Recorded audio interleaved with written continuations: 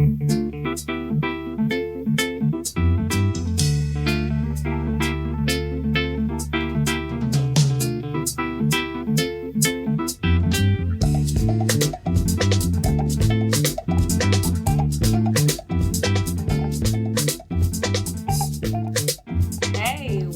back, y'all, to another episode of The Konjo Show, where we discuss all things love, faith, and culture. I am your host, Nancy Konjo, and joining me again is my amazing co-host, Mr. Phil. Would you like to introduce yourself? Sure. I guess I am Mr. Phil, also known as The Bearded Host. So you can make sure that you follow me there at The Bearded Host, but I won't take your spotlight. This is The Konjo Show. So glad to be here and to be a part of this conversation. I think that it will prove to be very instrumental. So take it away. Thank you. So today's topic on The Konjo Show, since we're still in our love series, I want to discuss the intersections of love and politics.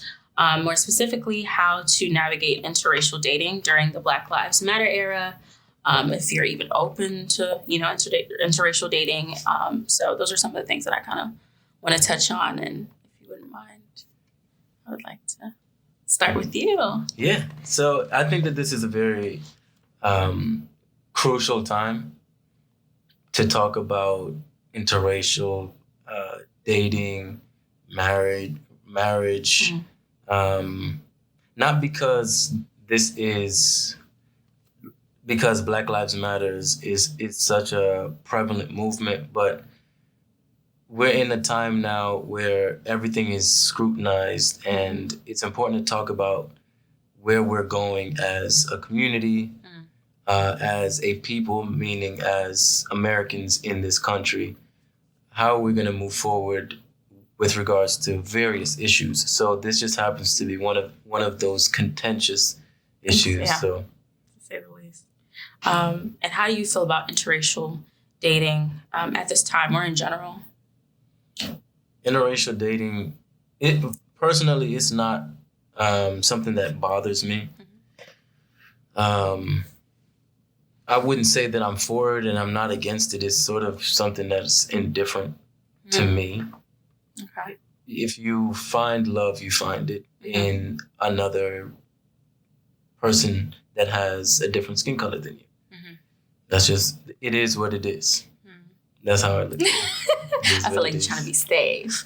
But okay, so more specifically during this era, do you find yourself less inclined? I know you say you're indifferent, but do you find yourself less inclined to pursue or date someone who is not of your culture or your race?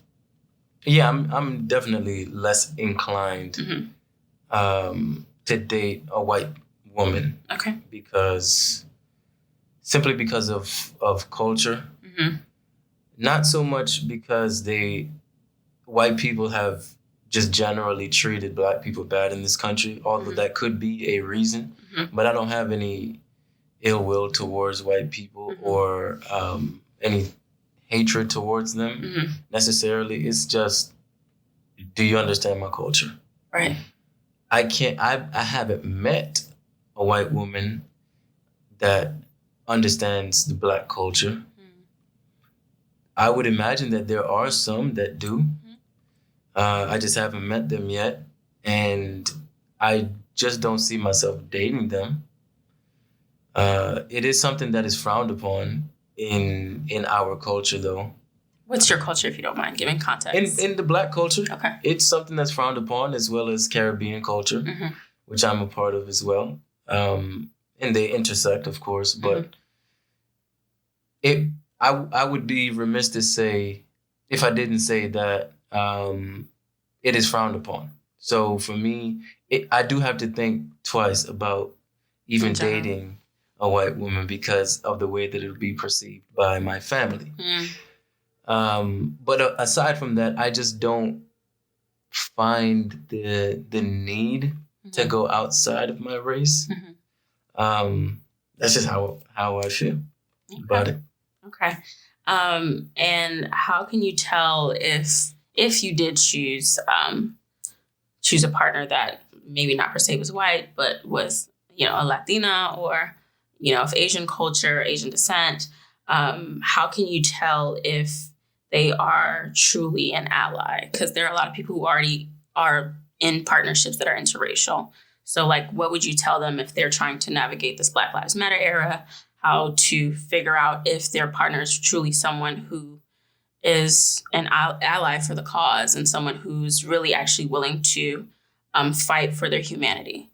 I think you answered that question. They got to be willing to fight for that humanity. It's one thing to say, I stand with you, I love you, but you have to be willing to go out there and put it into action. Now, going out there and putting it into action doesn't necessarily mean protesting, because that just might not be your thing.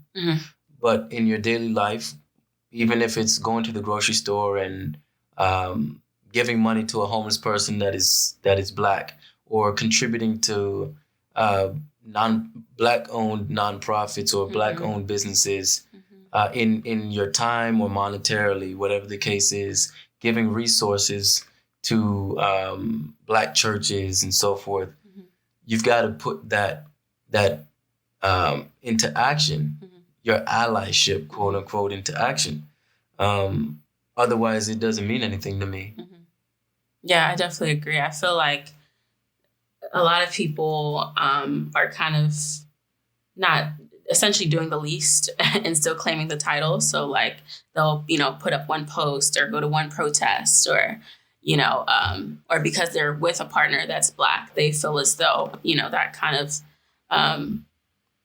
takes them out of the picture and makes them feel as though they are, it gives them essentially like this green card, right?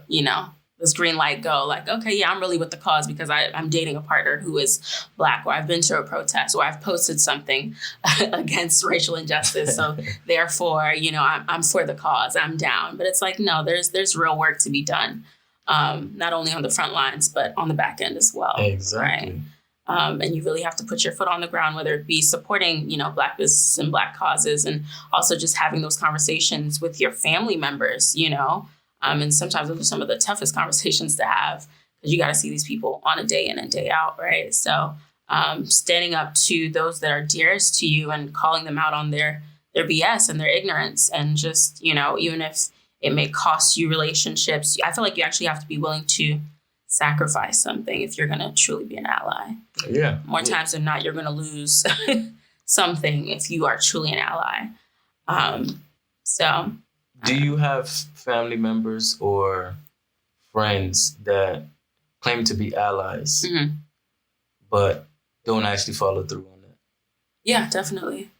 Have you addressed them, or if you haven't, how would you like to?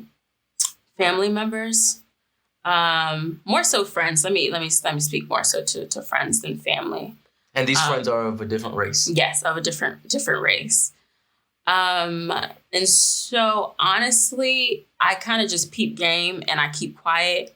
Like I more so just watch from the outside in, because it's not my responsibility to school you or force you to fight for my humanity. Either you see it or you don't. And honestly, I'm not even sure if they're more acquaintances than friends. We may have been friends at one point in time, but I've kind of been paying attention for a while now. These topics of racial injustice have been going on for some years. And since the conversation started spewing into the digital world, I've been pretty vocal, and I've gotten into some pretty interesting conversations online. And people have truly been showing themselves, their true colors these past few years. So I feel like I already know who's kind of on my side and who isn't, and who's willing to truly fight, for Black lives and who isn't. And when I peep that, I kind of pull myself away. Yeah. Naturally. So do you feel that it's important at all to sacrifice your friendship or acquaintanceship with them for this cause, or is it so minuscule or is their importance to you so minuscule that it's not even worth it? No, it's definitely worth it. Because it's like, if you aren't willing to be a voice for the voiceless, right? Like, what happens when I'm the one who isn't able to use my voice? Like, what happens when I'm on the margins? Like, are you also going to be quiet? Right. Like, are you also going to, be indifferent or mute if I am, slaughtered at the hands of the state. Like, so essentially, for me, it's a trust thing. Like, so it goes pretty deep for me. It's not minuscule at all, because it's like I feel like at that point, I really can't trust you to be a part of my family or my tribe, be it friend, family, whatever, blood related, doesn't matter. I'm willing to sacrifice relationships if I feel like that trust is bridged, right? If I feel like it's compromised, for sure, I have no problem blocking. I have no problem separating, isolating myself, because it's about protection of lineage and family. Yeah. So it runs deep for me. So I like that take. Yeah. I like that take. Allyship is I think this thing, it comes about every so often when there's some kind of political upheaval. When things are pretty much okay, generally speaking, that term doesn't come out. But I feel that for Black people, it has always been a thing for us. And just very honestly, we have to have allies in order to conquer or overcome racism in America. For the simple fact that there are more white people than Blacks in this country. So since we're outnumbered, we need some numbers from the white majority in order to help us create the change that we need, at least policy-wise. Yeah, I'm still debating. Don't get me wrong, I appreciate allies. I appreciate true allies. Whether or not I feel like we need them, because I feel like we start going into like savior complex slightly when we use that rhetoric. Because I feel like we can save ourselves. It may require a lot more sacrifice, a lot more bloodshed, but I feel like if we really came together as a people, as a diaspora, we could potentially, our communities, self-sustain ourselves, self-sustain through a system that doesn't want to see us thrive, doesn't want to see us, succeed. But I'm still navigating through that thought process. Again, it doesn't mean that I don't appreciate true allies. It's just, I don't want to rest my mentality there thinking like, yeah, we actually we need y'all. Like, we really need y'all to step up. Yes, it's nice if you do, but I kind of want us to start taking matters into our own hands and being more proactive about our liberation as a community as a whole, if that makes sense. Definitely. I do understand how we can get to that savior complex, but I'm thinking in more simple terms. If we have a country in which the majority is white,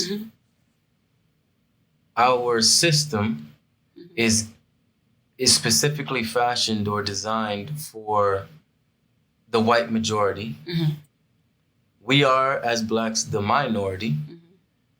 Then in order to change the policies in this country, we would need some of the white majority to make that happen. Just on a policy level. Policy level, okay. At least. If we're talking about deeper things like changing their hearts, then that's a bit harder, of course.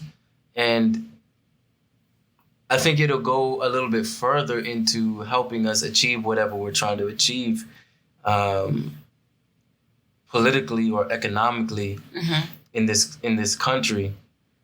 But just, I guess on the surface level, we can't have real unity in the United States without allyship from the whites. I mean, we can always come together as Blacks and do what needs to be done for our community, pool our money together, buy Black, elect Black officials, competent, moral and ethical leadership in our local, state, and federal positions. But other than that, how far will that serve us? because that's sort of like a integrationist or a separationist type of ideology, I would say. Sort of like where we're creating our own utopia. And I'm not saying that I'm opposed to this. I'm just airing it out, right? Like this is, since we're gonna talk about this, let's just talk about all of it, right? So that subscribes to the separationist ideology where, in essence, we're not necessarily going back to Africa, but we're staying here because we built it, right?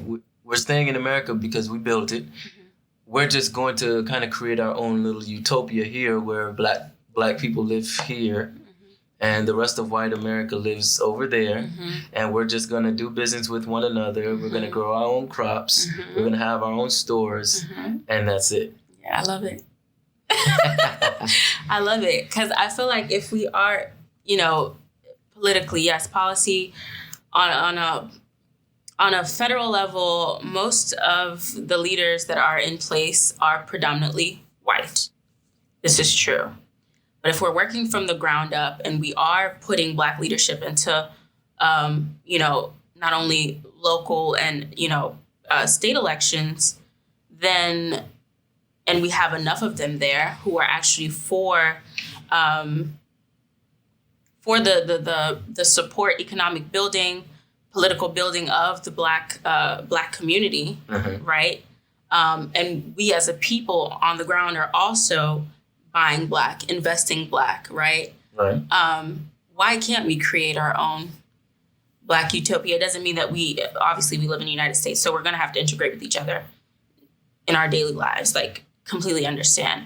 But in terms of not having to live under the scope of like whiteness and like racism, I feel like that's the only way we can truly like liberate ourselves if we plan on staying in these United States, right? And then I'm also of another cultural background, like I'm African. So like part of me is just like, F all of this, like I just want to go home. Like this is stressful. Yeah. Like this can't, like navigating under the scope of like white supremacy every day, like that gets tiring, right? So either I'm going to create my Black utopia here, or I'm just going to move on back and try to figure out how to fix things there, and create my Black space and my Black utopia there. And I it doesn't mean that I'm not going to fight for the plight of Black Americans here. And I understand that there are Black Americans who don't identify with Africa, and rightfully so, because their history and their lineage is here. They have built this country from the ground up, right? So there's some Black Americans who are like, hey, I've never been to Africa. Like, I ain't got no connections. I don't feel comfortable moving back. This is my home. This is where I'm going to stay. This is where I'm going to build my family. This is where I'm going to, continually build my lineage. And while I'm here, I'm going to do everything I can to make sure that it's a safe space, not only for me, but for my children. Right. So I completely understand that. And for people who do choose to stay in the Americas, like I feel like that is our solution for liberation, is investing in all things Black, right? And putting leaders in place who do look like you so that they can give back into our community, so that they can help us better, just navigate Black economy, the Black, political space, the Black social space, so that we don't have to live under the scope of racism, I understand what you're saying, right? But okay, let's assume for a moment that Black people have been liberated, right? So we've accomplished that. We have our own utopia. Now, the issue is that I'm seeing, there may be more issues, but the issue presently that I would see in a situation like that is that racism still exists because white people still hate us. Okay. Although we have been liberated, or we have liberated ourselves, rather, they have not been. And so now what I'm seeing is a clash between white and Black. Once again, although we are liberated, the whites have not been mentally. They still think that blacks are lesser than, so now we're going to see more wars between whites and blacks. Isn't that what we're essentially not only on the cusp of, but I feel like that's what we experienced that even when we did integrate, right? Mm-hmm. So integration hasn't necessarily worked for us either. And as you were saying, changing the heart and the mind, like you can't do that. If they gonna hate you, they gonna hate you regardless. But if we have economic sustenance, if we have economic power to where we don't feel like we need to sit at their tables, we've created our own tables. If we're self-sustaining as a people, then it technically doesn't matter whether or not they hate us, right? Because we don't need to go to their tables and ask for permission to work, in their corporations or for, their media or whatever, because we have our own. Right. Now, my argument is not in opposition to separating. Mm-hmm. I'm not saying that. I'm just saying that the issue that I see with Black liberation is that whites still are not liberated. Mm-hmm. And although some would say that's not our problem, mm-hmm. it becomes our problem because they still hate us. And so now we still have turmoil in our land that we have to continue to contend against. Mm-hmm. So it's not an argument against liberation. It's just like, okay, now we're liberated. We still have the same issue because they still hate us. Yeah, and So I think, wouldn't it, not to cut you off, but I think that we would do ourselves a better service of tackling their hate, which we've been trying to do, is tackling why they hate us and stop hating us, and just see us for who we are, as well as liberating ourselves. I think we can do the same. We can do the two things at the same time. But the issue that a lot of Black people face is that they feel like they can only do one at a time. And so they would rather integrate and just and fight for their to be seen and to be heard, but not think about, you know what, let me only buy Black. Let me start my own business as well to liberate myself and my community, my family, my friends, and hopefully create a nation that is not necessarily divided, but that values each of its members. I think we can do that, but not many people think of it that way in the Black community. So it becomes more difficult for thought leaders, political leaders, and so forth to implement these ideas into the society, because it's sort of like Black people are of a different mindset when it comes to how we're going to navigate in this life here in America. It's easier to just integrate and say Black Lives Matter. It's easier, but it's much harder to separate yourself, maybe not geographically, but mentally and spiritually, maybe, and just say, we're just gonna create our own thing. Like, we're gonna stop playing for the NBA or the NFL, and we're gonna create our own that is owned by us, sponsored by our people. Yeah. We're already playing the sport as Black people and making all the money, so why not just create our own thing? But how many of us Black people are thinking like that? Right, and I feel like we all have to get on board, but I just don't have the energy. Like, I can't imagine my life revolving on doing the work of undoing racism. Like, that's tiring. Like, I truly don't feel like that is our place. And I believe it was, Toni Morrison who was talking about, like, as white people, you have to ask yourselves, like, why do I feel the need to call you, the N-word? Like, why did I feel the need to make you lesser than to make myself feel more powerful? I feel like that's white folks' job to deal with each other.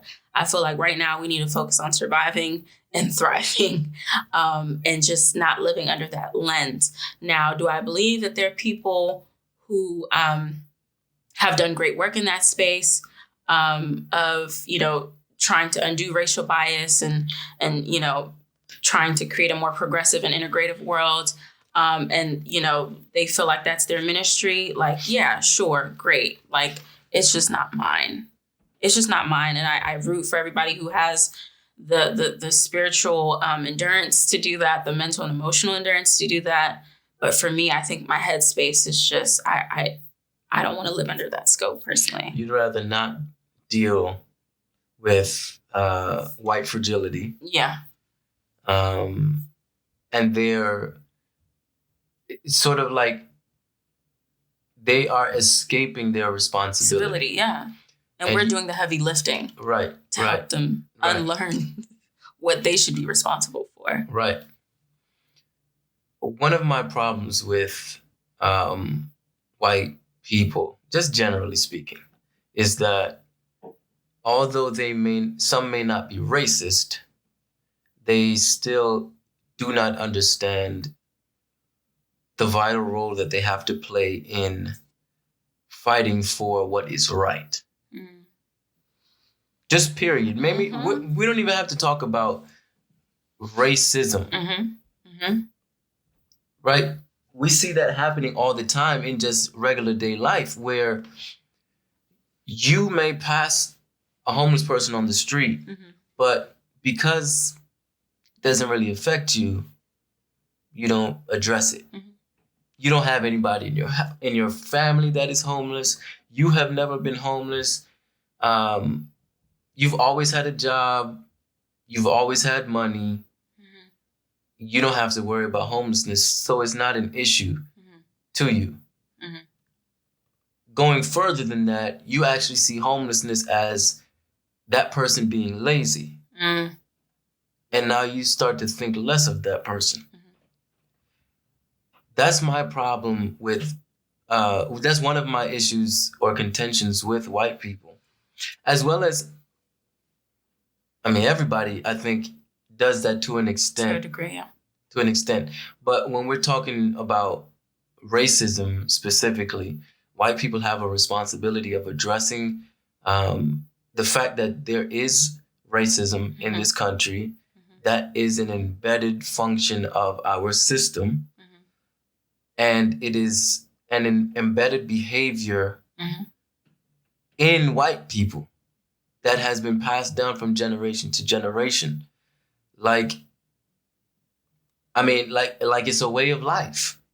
Some are just outright racist, and others are complicit in not saying anything and not addressing maybe the biases that they have, as well as their counterparts' racism. Other fellow white people, their racism towards Black people and of other minority groups in this country. So I understand what you say when you say that you're tired, that it's tiring. And it just might not be your fight. Yeah, no, there's other people doing the work, and God bless you. It's just So what do you, so what do you consider your work then? My work, and this is not to diminish the work that anybody else is doing at all, or to place your work in a brighter light or anything like that. But we have to also recognize that everybody has their lane based on whatever they believe, however they've educated themselves and so forth. But what would you say your lane is in this whole fight? Yeah, and I'm glad you made that statement, because I don't believe that those who are, doing the heavy lifting of, teaching other people of color or other or the white race about the turmoils that they've caused and the traumas that they've caused against Black bodies as anything lesser than what I feel my mission towards Black liberation is at all whatsoever. I just know it personally for me, that fight is just, I don't have the energy to do it. So I'd rather use my energy and my time into just investing back into the Black community and the Black diaspora. And for me, that looks like not only, fighting on the ground here for those on the margins here in the States, but also making opportunities for those who do want to move back to Africa, creating, opportunities for them if they feel like they want to get out of this scope of racism and white supremacy, and they don't want to live under this lens, like creating opportunities for them to invest back in the motherland, where they will be, welcomed, where they'll have easier opportunities to get land and housing, and jobs, and, live in a space that is free of the context of white supremacy. Because that's just an added trauma that I feel like as a people, we just shouldn't have to deal with, right? And I feel like in Africa, there's a certain privilege of living in a predominantly Black society where you don't have to worry about, driving down the street and a cop pulling you over, and the anxieties that come with that, especially if it's a cop that is white, not having to worry about, loans being denied because of your race, not, having to worry about redlining or whether or not your vote matters, or just a host of things, right? And it doesn't mean that Africa is perfect. We have a lot of work to do, but I'd rather us, go back home and do the work there without that added trauma, if that makes sense. And that's where I feel like, my mission lies in terms of liberation.